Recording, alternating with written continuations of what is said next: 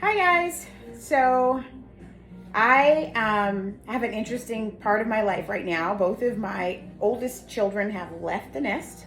They have their own places. One's in grad school and one's in college, her second year. And I still have one kid at home, but I don't cook as often as I would like. I'd love to cook, but my daughters both have to cook because my middle one, who goes to Howard University, she did not get a meal plan because it was so expensive. And I thought, I don't even spend that much money on groceries in a year. So she's gonna cook. So I thought, you know what I'm gonna do? I'm gonna put down some recipes for them. I'm gonna video those recipes, things that everybody should know how to make. I'm gonna cook like a college student, meaning in my kitchen, I would use fresh herbs. I would use, sometimes I toast my own spices. I'm kind of a freak like that.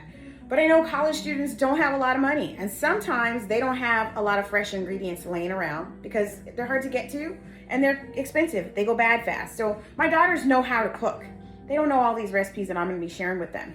So the first one is I got a chuck roast. I don't even really cook beef that much, but I know how to do a pot roast. But I figured, you know what? They don't. So I got a $7 pot roast.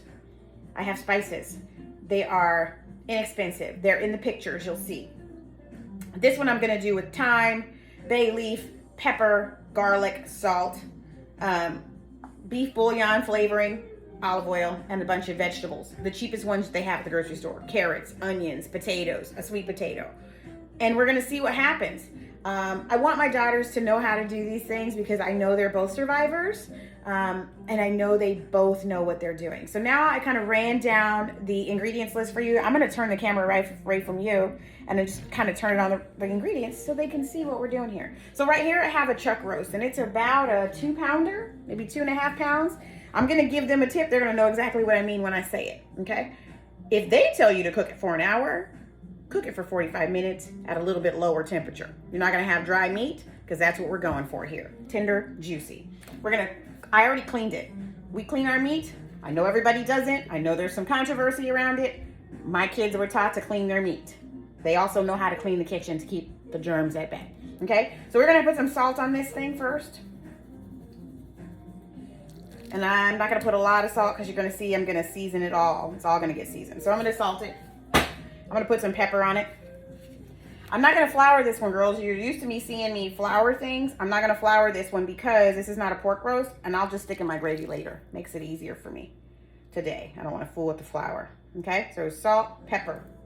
You can use seasoning salt. My daughters call seasoning salt red salt. They have always called it that. I don't have any red salt, y'all. I can't believe I'm out of it. I'm gonna put some dried thyme. If this weren't me cooking this for them, and I weren't cooking for college students who don't have a lot of money, I'm gonna use the dried stuff. It's cheaper. I don't have any fresh thyme in the house right now, but I could have. Or rosemary, you can use that. I'm not using rosemary, I'm using thyme. I'm using dried bay leaf, because if you know, you know. Lilith knows exactly what I'm talking about. And I'm gonna put a little bit more of the herbs on there than I did the salt and pepper, because you'll see. I want flavor all over it. I'm seasoning all sides of the meat. Top, bottom, sides, all of it. Get some flavor in there, okay? We don't want a bland life. I'm gonna take this garlic.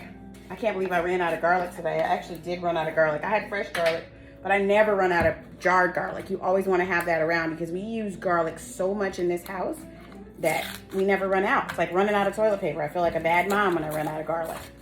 But I'm gonna use this garlic. Sometimes I buy it in oil, sometimes I buy it in water. This one is in water. Because when you buy it in oil, the trick is you can cook with the oil. And I'm gonna make a couple little, poke a couple of holes in this roast. I wasn't going to, but my daughters are used to seeing me do this. You poke holes in it, right? Why am I poking holes in it? Because that's where my garlic is going. I don't wanna burn the garlic. So I'm gonna open those holes up with my fingers. I cook with my hands are clean, okay? If you see me touch my face, I'm gonna go wash my hands. I'm not gonna touch myself and then touch the food or my hair. Now I have enough garlic on here that I don't have to dip back in this jar. And I'm just gonna put some in each of those holes I just made. Now, if these were fresh garlic cloves, the smell and the taste that would create when these things slow roast inside that meat is amazing, and you're lucky, and it's a blessing if you get some. So if you like garlic as much as we do in this house, you're gonna see what I do next. I want to use my hands. Let's see if I can find it. There it is, right up top. And I'm gonna put some of this on there too. Don't worry, I clean my my containers after as well so that they don't get contaminated. I literally spray them with disinfectant and let them sit. Okay, they don't go back in my cabinet after I touched them while I'm preparing meat. Okay, so you sprinkle that on there. Okay, over here I've got a Dutch oven. It should have been heating up, it wasn't, so I'm gonna cheat. I'm gonna actually put my meat on a little higher temperature just to start it off because I want the pan to get hot for me. I'm gonna use olive oil today. I'm not gonna put it in there yet because I don't want it to burn. It's got a lower smoke point, but I am going to use olive oil. I'm trying to get away from using canola oil. There's a reason, but I don't want to go into now. So, my mom would never go with raw aromatics, and those are like, you know, celery. You can put celery in pot roast. I absolutely hate celery. I know it's cheap. So if you are a college student and you want celery, go for it. But I am not. And I'm going to put these in there right now because I don't want to wait. This is my onion, okay? I have one small onion. I have more, but as a college student, you don't want to use all your onions. If you only bought 5, then it's okay to use 1. You can use onion powder to pump up that onion flavor if you need to.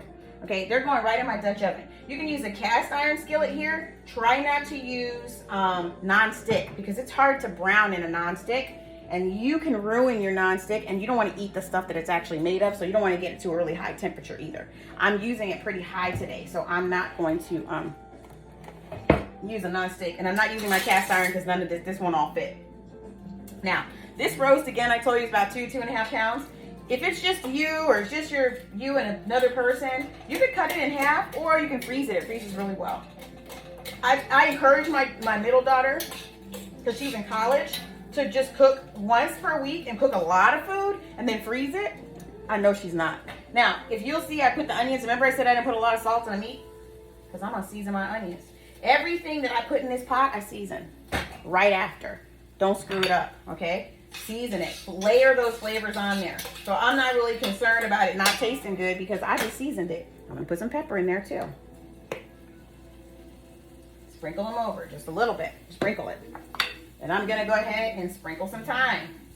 Just pumping up the flavor, okay? You don't have to over-season your meat. Because what happens is if you over-season this meat, right, and then you're adding salt, and you're adding salt, and you're adding salt, it's going to be too salty. But if I just do a little bit for all of it, it's going to be absolutely perfect. When people sit down at my table, they don't ask for salt. They might ask for hot sauce because I don't fool with the hot sauce too much. But they're not going to ask for salt. Okay. Now, I'm going to cheat because normally this would be sizzling. I put about a tablespoon of olive oil. I'm going to put a little bit more. And right on top of that, my meat, okay? It's making noise. You hear that? Because my Dutch oven is cast iron too. I'm cooking with an electric stove. All right, so here we go. You see a little smoke come off there? That's fine. I'm not burning anything. Now what I'm going to do is I'm going to brown it, and I call it browning hard. It should be my color.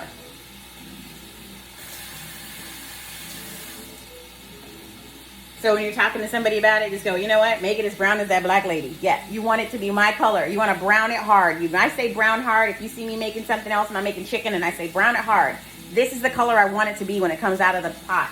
Okay? So I'm going to turn you off for a minute and we'll come back.